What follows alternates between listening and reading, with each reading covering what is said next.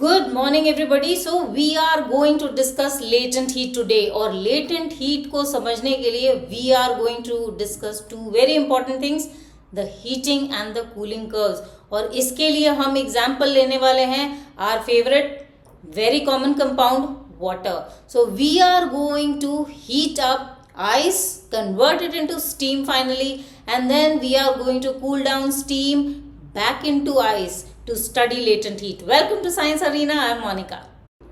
Now to understand the heating curve of water, let us begin with something very basic. Let us start to heat up ice. So हमने क्या किया, एक beaker में ले लिया ice which is at 0 degree centigrade. कैसे पता चल रहा है? Well, इस ice bucket में है एक thermometer which is going to be registering the temperature changes which will be shown in the process of heating this ice bucket with the help of a Bunsen burner. So हमने start कर दिया है अपने ice को melt करना. So ideally क्या notice करना चाहिए हमें? Well, जो थर्मामीटर जीरो डिग्री रजिस्टर कर रहा था, it should be showing a rise in temperature. Well, when we see the thermometer, it says it differently. There is no change in temperature which is being registered by the thermometer. The thermometer still registers a 0 degree. So why does that happen? Where is the heat supply which we have been providing with the help of the Bunsen burner going? इस heating effect को समझने के लिए we will apply the kinetic theory of matter. So ये जो हमने heat provide किया था to the solid ice, what is it doing to these solid particles? Now we know that the intermolecular spaces in solids is very small. We know that the intermolecular forces of attraction between the particles of the solid is very strong. So the very fact that we have supplied it with heat energy is going to bring these particles into higher state of motion. That means in particles का kinetic energy increase कर जाएगा. So they start to vibrate faster about their mean position, creating more intermolecular spaces between the particles, right? So the energy which we have supplied is being utilized by these solid particles in order to overcome the intermolecular forces of attraction, and this is what is going to bring about a physical change from the solid state into liquid state. Now the particles are having greater intermolecular spaces between them. They have lesser intermolecular forces of attraction between them. So here we can say that the ice has converted into water now on heating without showing a temperature change. So this is what has happened to the heat which we have been supplying, and which is why the heat was not showing a rise in temperature. So the physical change which has happened from solid into liquid state registers no change in temperature. Let us now continue to heat this water. So ice तो बन गया water. अब इस water को और heat up करते हैं. So what do we notice? Well, now the thermometer is gradually showing a rise in temperature as we continue to provide an external heat supply. Alright. So temperature of the thermometer is continuously increasing till it has reached a value of 100 degrees centigrade, which is the boiling point of water, right? So boiling point of water पे क्या होने वाला है? Well, this liquid is going to change into the vapor state. So steam बनने वाला है from water. So again, the heat energy we have supplied is now going to be utilized in order to overcome the intermolecular forces of attraction that exist between particles of the liquid, right? And which is how, when the kinetic energy of the particles increase, the intermolecular spaces between the particles of the liquid increases, and that is how you have the formation of yet another physical state of ice, which is now steam or vapor. So हमें मिल गया vapor at a constant temperature. We can therefore definitely conclude that when matter changes from one physical state into another physical state, it happens at a constant temperature. So this will help us draw the heating curve of water. So let us begin drawing the heating curve.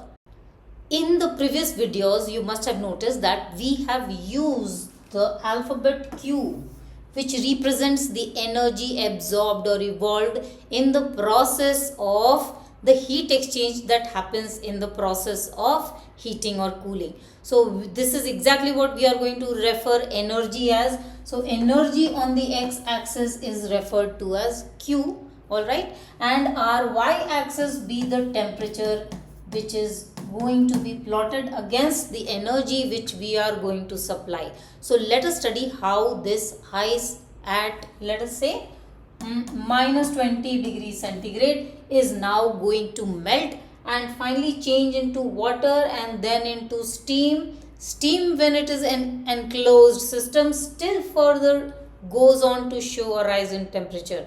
So let us see how it progresses. At point A, the ice is at minus 20 degree centigrade. इसको हमने करना start कर दिया है heat up, and which is why from A to B, this ice which was at minus degree is now going to show a rise in temperature. पहले minus 10, फिर minus 5, फिर 0 degree. Now at B it is ice at 0 degree centigrade. Now we will notice that the thermometer now registers a constant 0 degree temperature. So there is no change in temperature which happens despite the fact that we have been heating that ice. Alright, so from B to C क्या होने वाला है? That heat energy which we are supplying is going to be overcoming the intermolecular forces of attraction. Remember? So this is why this BC registers no change in temperature. Now again, when all the ice has changed into water, at C what do we have? Well, at C we have got water at 0 degree now. That means all my ice at 0 degree has now converted into water at 0 degree. अब एक बार सारा ice water बन गया. Now again when the process of heating continues, well, this water is again going to show a rise in temperature and water का temperature फिर से बढ़ने लगता है from C to D. At D, it has now, the water has now reached a temperature of 100 degree. So D पे क्या होने वाला है? Well, D is a point where water is at 100 degrees centigrade. Now we continue to heat it up. What is going to happen? The water is now going to change into steam, right? So from D to E, there is this heat energy which is being absorbed in order to overcome the intermolecular forces of attraction. That means water ban raha hai, the water is changing into steam. So at E, what do you have? You have steam at 100 degree centigrade. अब अगर ये steam enclosed system है and we want to increase the temperature further, well, this steam at 100 degree can further show a rise in temperature. So my ice now at minus 20 degree centigrade has changed into steam at approximately say 120 degree centigrade. अब हम बात करने वाले हैं latent heat of fusion and latent heat of vaporization, the most important part of the lesson. So we are going to talk about which part of the heating curve? Well, we are talking about the BC and the DE portions of the heating curve of water. So let us begin. Latent heat means hidden heat. So naturally, जो भी हम heat energy supply कर रहे हैं वो hidden ही तो जा रहा है, right? It is not being registered by the thermometer. So, which is why latent heat. So, latent heat is the energy absorbed or evolved by a substance in the process of conversion of its physical state from one form into another form at a constant temperature. So, now we need to understand why is the temperature constant during the phasal change, right? So, इसके लिए ये समझना बहुत important है कि ये forms of energy within the particles क्या होते हैं. So basically there are two forms of the particles carrying energy. So the potential energy existing due to the intermolecular forces of attraction that exist between the particles in the matter, and the continuous particles vibrating about the mean position is what is creating the kinetic energy within the system. The fact remains that temperature किस चीज का effect होता है? Well, effect होता है वो average kinetic energy of the molecules का. So if the average kinetic energy of the molecules of the matter does not change, the temperature does not change. So this is exactly what happens. So ये जो energy absorb हो रही है, this is basically increasing the potential energy of the molecules, and the average kinetic energy of the molecules remains unchanged. So the temperature remains unchanged, right? So this is what was latent heat. अब latent heat दो types के हैं, latent heat of vaporization and latent heat of fusion. So let us understand what latent heat of fusion is. So what is specific latent heat of fusion? It is the quantity of heat energy absorbed by unit mass of a solid to change from solid into liquid state on heating at a constant temperature and vice versa on cooling. So on the heating curve, which part of the graph are we talking about? We are talking about this part, which initially we had labeled as BC.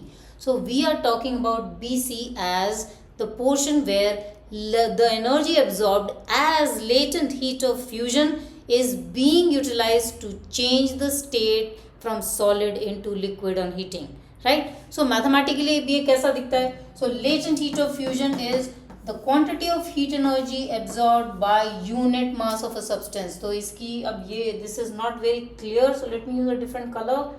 All right. So latent heat of fusion is Q by M. Meaning what? SI unit कैसे लिखेंगे हम इसकी? Q की SI unit, well Q is energy, so joule. Mass की SI unit, kilogram. So SI unit of latent heat of fusion is how much? Joule per kg. इतना simple है. Specific latent heat of vaporization, also called latent heat of boiling. It is the quantity of heat energy absorbed by unit mass of a liquid to change its physical state from liquid into vapor form on heating at a constant temperature. And what is this temperature going to be? Well, it is its boiling point, right? So अगर मुझे latent heat of fusion को इस graph में पता करना हो, which is that part? Well, it is this part of the graph. So we are talking about DE part of the graph, which represents latent or specific latent heat of vaporization. So mathematically latent heat of vaporization क्या है? Latent heat of vaporization is quantity of heat energy absorbed by unit mass of a substance for the change of state from liquid into vapor at constant temperature. So joule हो जाएगा Q की SI unit because Q is energy, and what about the mass? Kilogram is the SI unit for mass. So very naturally joule per kilogram, which is the same as latent heat of fusion. So latent heat of vaporization की भी SI unit joule per kilogram है. Another very important point which I wanted you to notice here. So I will take you back to the heating curve of water once again.